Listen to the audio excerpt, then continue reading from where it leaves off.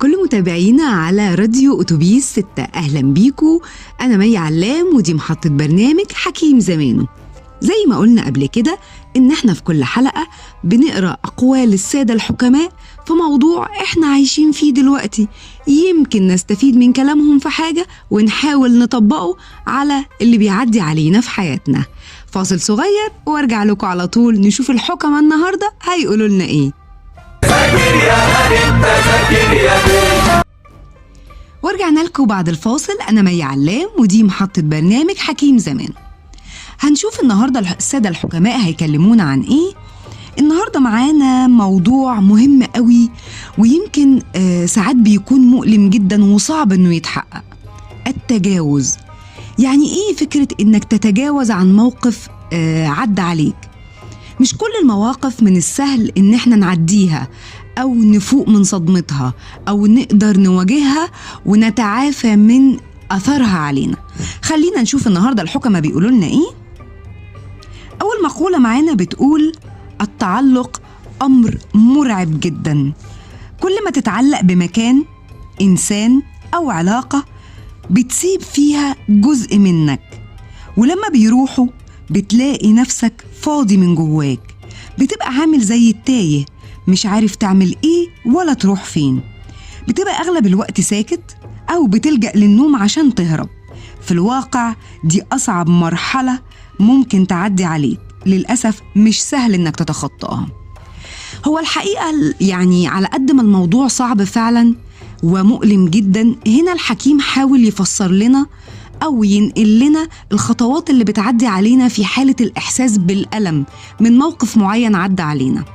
مشكلة الإنسان إنه ساعات بيرتبط بمشاعره أو بقلبه بحاجة ما، مكان زي ما قال الحكيم، أو علاقة أو موقف عدى عليه فأثر فيه.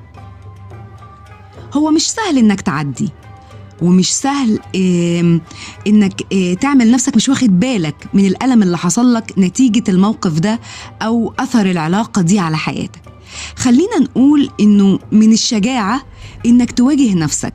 هنا الحكيم سرد لنا مراحل كده بنعدي عليها، إن احنا بنبقى ساكتين أو بنهرب بالنوم من فكرة إن احنا نفكر في اللي حصل. لكن يعني على قد ما هو وصف الألم اللي موجود في فكرة التجاوز، خلينا نقول إنه من القدرة إنك تعمل لنفسك خطوة جديدة أو خطة جديدة. انت هتعدي، لازم تعدي، ما تسيبش نفسك لفكرة الألم والحزن. صحيح كل علاقة بتعدي علينا بتاخد مننا، بتسحب من طاقتك، بتسيب أثر فيك، لكن لازم يبقى عندك المقدرة انك تتجاوز ده. هو مش سهل، هياخد منك وقت، طبيعي انها مرحلة ولازم تعديها، لازم تنطها، لازم تتجاوز.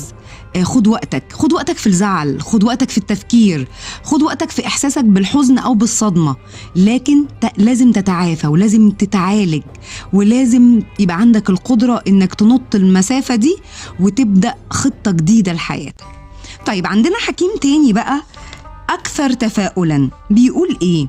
إنه أعظم إنجاز ممكن تحققه في حياتك أن يكون عندك القدرة على التجاوز. تجاوز شيء كان طول الوقت مسيطر عليك وعلى تفكيرك، يعني بمنتهى القوة تقدر تقفل الباب اللي كنت استحالة تتخيل إنك تقفله، وتعدي من قدامه عادي جدا بمنتهى الثبات من غير ما تتهز وكأن شيئا لم يكن. أنا سعيدة جدا بالمقولة دي.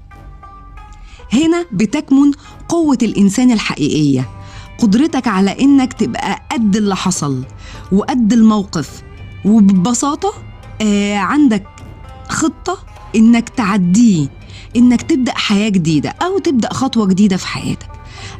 كلنا معرضين إنه يعدي علينا مواقف صعبة ومؤلمة، أحيانا كمان بتكون مؤذية.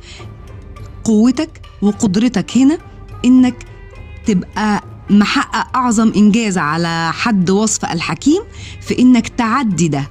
لازم تتماسك، لازم تبقى عارف إن أنت مش عايش في الجنة، وإن الدنيا فيها حاجات كتير مؤذية ومؤلمة، وكمان فيها حاجات كتير حلوة وتستاهل إنك تعيش عشانها، وتستاهل إنك تحارب عشانها الحزن والأذى. كل ركاب أتوبيس 6 كنت سعيدة معاكم النهاردة في حكيم زمانه، وأتمنى نسمع كلام الحكيم ونبص للدنيا بمنظور التفاؤل، ويبقى عندنا إيمان من جوانا إن احنا قادرين على التجاوز. أشوفكم المحطة الجاية وحكيم زمانه مع مي علام. دمتم بخير. ذاكر يا هاني انت ذاكر يا بيه.